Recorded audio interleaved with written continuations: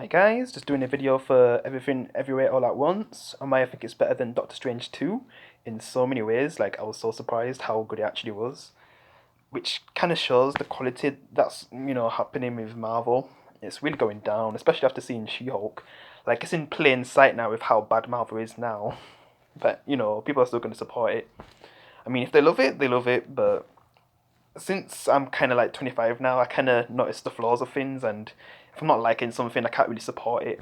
Yeah, with the way how the story is in Doctor Strange 2, some of the CGI, even though I did like some of the moments with Wanda, but yeah. I just see a lot of cracks in Marvel right now, and I just can't really support them right now. I don't even care about the new Thor trailer. I'm not even going to react to that. But yeah, I'm here to talk about everything, everywhere, all at once, and why I think it's better than Doctor Strange 2, and probably a lot of movies that I've seen recently. Easily the best movie I've seen so far this year. Everything, everywhere, all at once. Such a long name, but man, it's such a good movie, and it sucks it's going to be underrated because, yeah. The first person I saw talk about this was Angry Joe. I still haven't watched this with you yet because I wanted to watch this without knowing anything because I had no idea what it was going to be about. But it's basically Doctor Strange 2, but if Doctor Strange 2 was actually that good, and that's what Everything Everywhere All at Once gives us, man, it kind of sucks, man. It just shows that all these big movie franchises, like, the event, well, not, well, basically Marvel movies and Star Wars movies, like all other types of movies that are big budget, are not really given as much creativity and effort as these smaller, movies, studios, because Everything Everywhere All at Once somehow did more than an actual Marvel movie that I thought was going to have true multiverse of madness. But this movie, Everything Everywhere All at Once, truly was madness with the things that were happening in the movie. And we got to see way more multiverses than what we got from Doctor Strange 2, which is funny to say. And I enjoyed it so much more.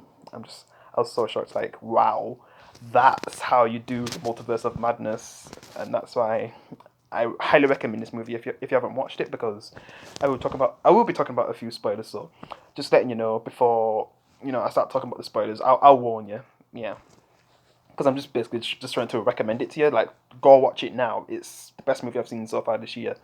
And if you're someone who was disappointed in Doctor Strange 2, like, you'd be like, wow, this is what Doctor Strange 2 should have been like. Man, just some of the crazy things that happened in this movie, like, this is what Doctor Strange 2 should have been, man. It sucks, man. Yeah, all these things I grew up with are just losing their creativity. I'm not even going to get started with the Saints Row reboot with what they've done recently, and just just a lot of things. I mean, The Walking Dead, yeah. They've just gone down in quality, and yeah, these lesser known things are actually doing a better job, but getting less noticed than these bigger things that are just being lazy, but they get noticed a lot, and yeah, it sucks, man. This movie definitely deserves a lot more, hype, but sadly it doesn't, yeah.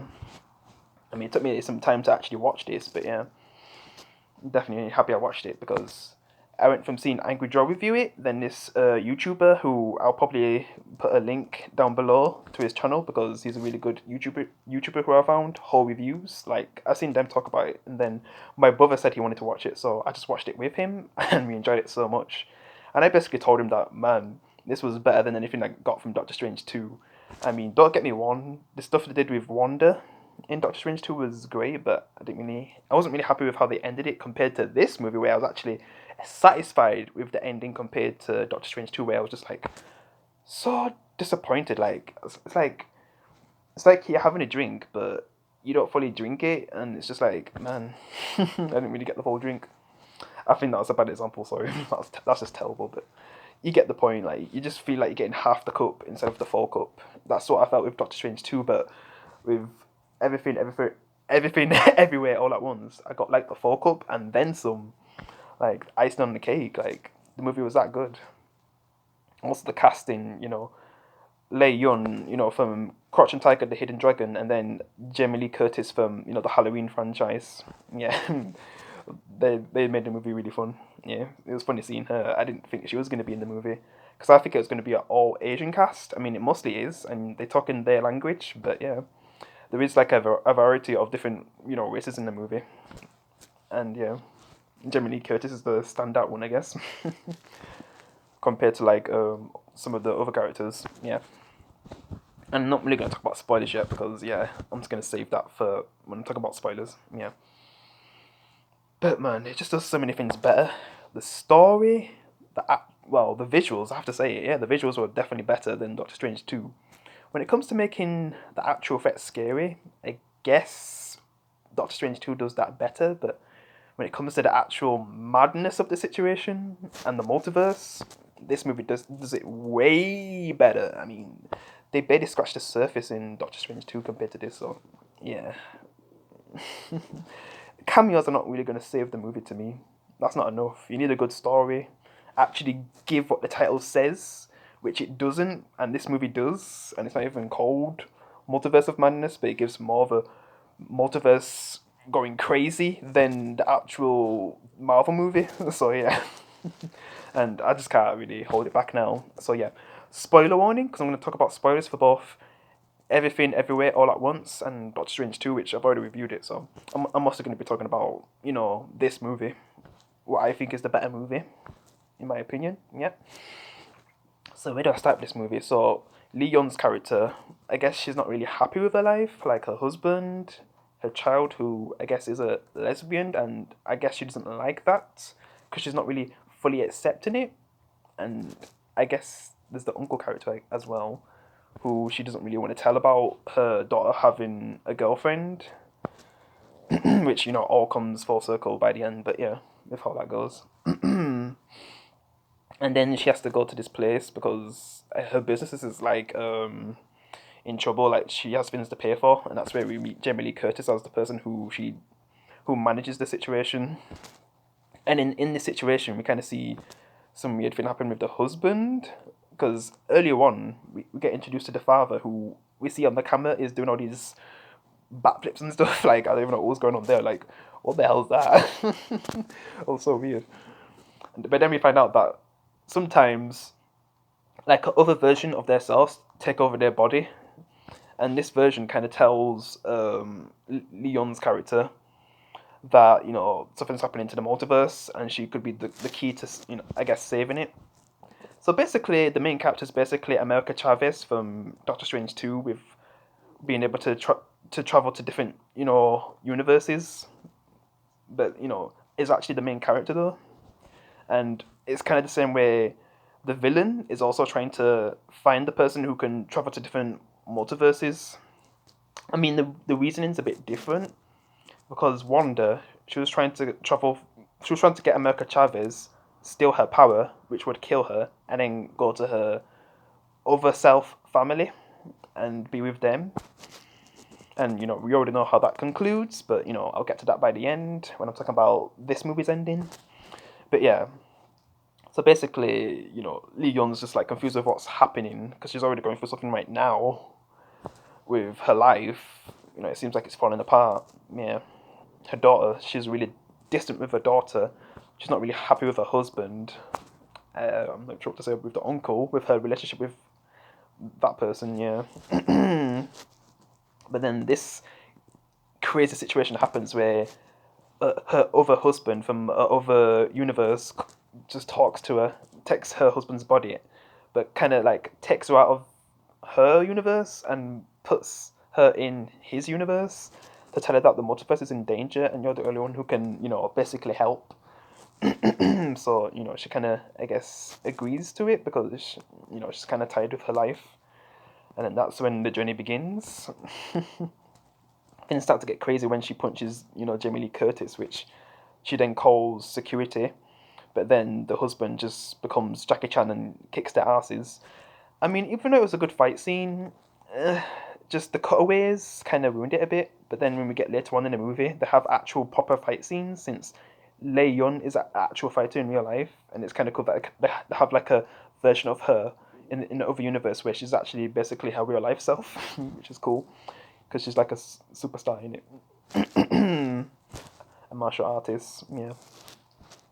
And just seeing all these different versions of herself compared to like Doctor Strange 2, where you only see like a few versions in the movie, was just done way better. Like, there's one that has like hot dog hands, there's one who's a chef, there's one who does, the sign thing.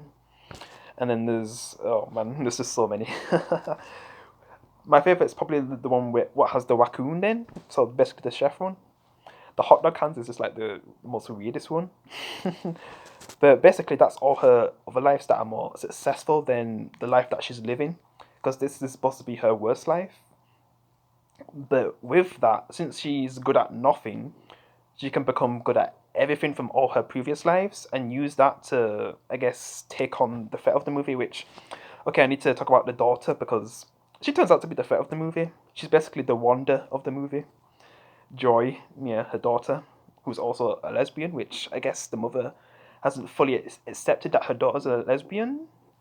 I mean, for her Asian mother, she could have been much worse about it, but she's actually, to a degree, accepting, but not fully. She thinks like it's a phase and it'll just go away and she'll end up with a boy, but no, this is who she loves, and that's what she's trying to get across to her mother, but she's not really listening to her when she tried to talk about these things with her. She's just talking about all the other things she's worrying about, like her laundrette and all that, and just not wanting to tell the uncle, and that just kind of pushes her away. And they basically say that's what kind of causes her to become the villain.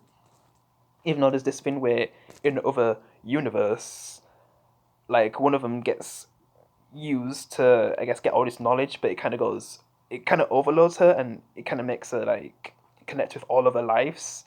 And then when it comes to like, I guess, her darkest life, which I guess is the main one, who I'm talking about, Joy, who's not really getting accepted properly with her mother.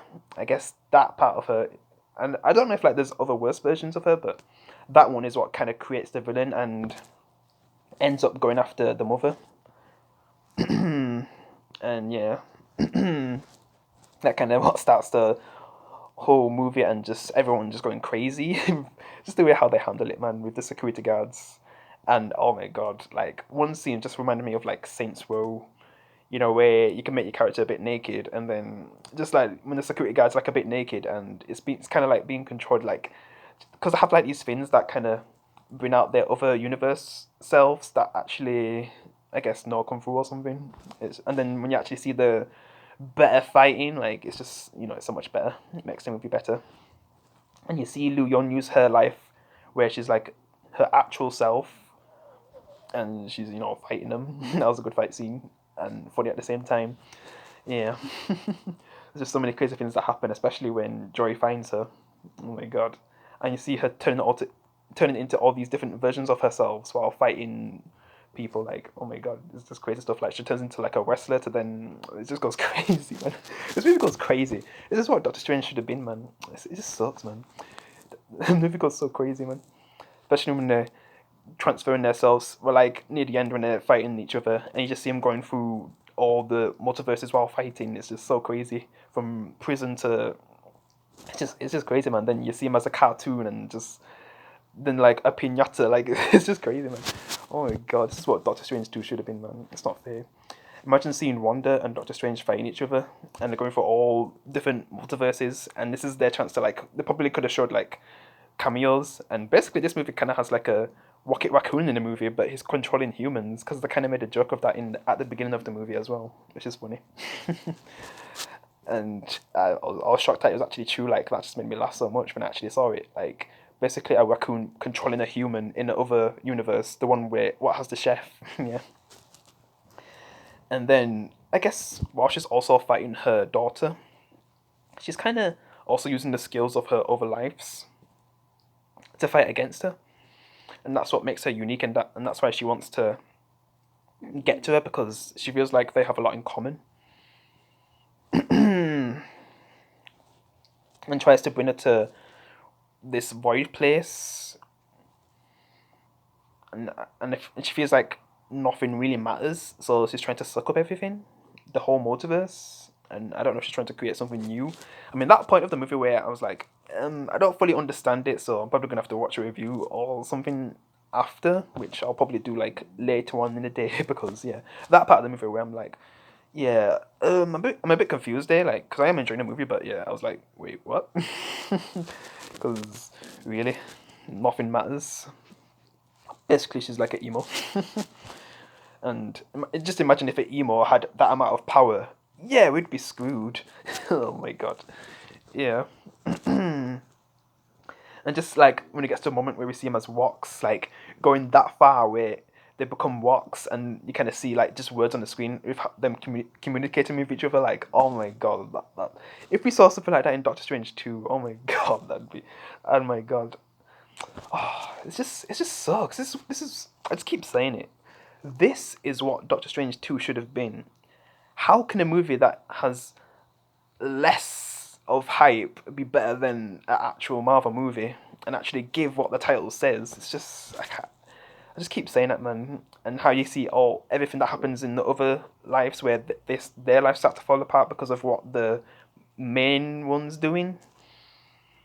Like their lives start to get ruined, and I'm thinking like, man, with the bad life that she's been living, she's now kind of ruining their lives with one of them getting like in the other life getting a divorce and all that while breaking up, and then there's like the chef, like her business is getting ruined because she kind of exposes the raccoon who's controlling the human, like Ratatouille, like that kind of joke, and she kind of says it one which is trying to tell it to the family because they're being controlled as well. Yeah, because they go on and off, like with the husband, the one who's trying to help, but he gets killed at the end. And then Joy, who, sometimes she's like her normal self, and then she's, the one who's basically the villain of the movie. Yeah, so think of like the good Wanda with the kids, and then there's the Wanda who wants to kill her and take her kids. Yeah, basically. Yeah. And it gets to a point where, the mother's able to get to her and stop her from what she's doing by, actually trying to accept her and listen to her. And actually tell the uncle about her, girlfriend. Also, the way how the uncle works in this movie, and it's how Charles Xavier should have been, because we basically have like a Charles Xavier in this movie, the uncle. He even has like a wheelchair and everything, and just the things he can do is like Charles Xavier, like controlling multiple people to try kill the daughter, because he's trying to do everything he can to protect the multiverse. This is how Charles Xavier should have been, because the Illuminati in the Multiverse of Madness, their goal was to do anything possible to stop future threats, where they even killed their version of Doctor Strange in their universe. And if, Charles actually tried to, instead of trying to save Wanda, he tried to kill her, I feel like that would have been way more entertaining. Yeah. Like getting like an army of people, like just controlling people to try kill Wanda and stuff, like just battling in the mind.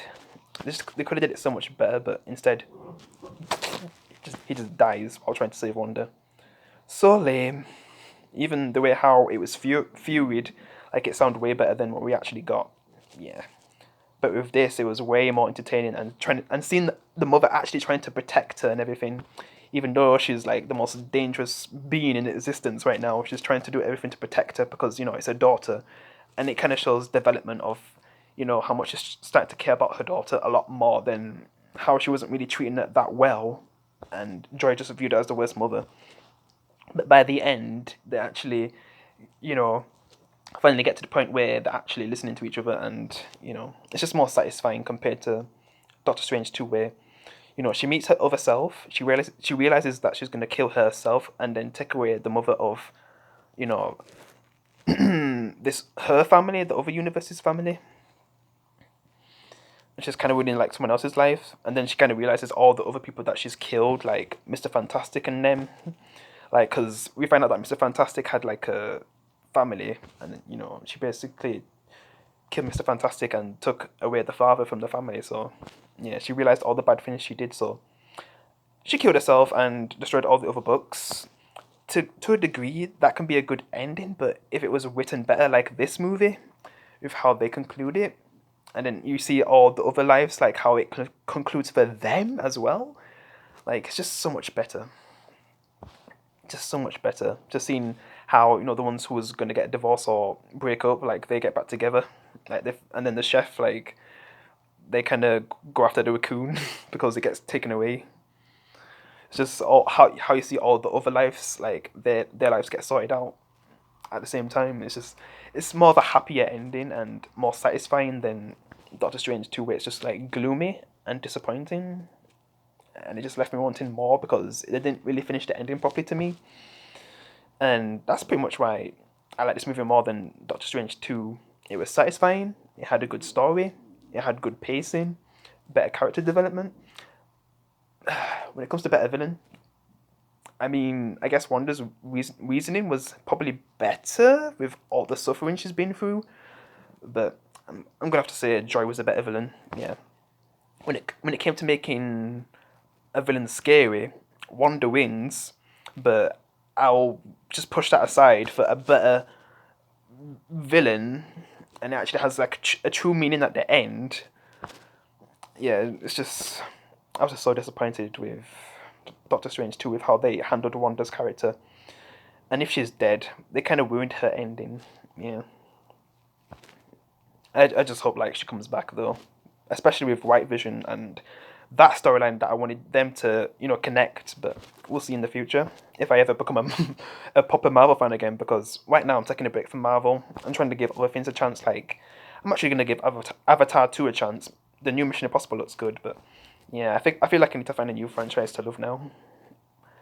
And I'm just waiting for DC to get it together, because when it comes to their solo movies that are not tied to the DC EU, like Batman and Joker, they're great movies.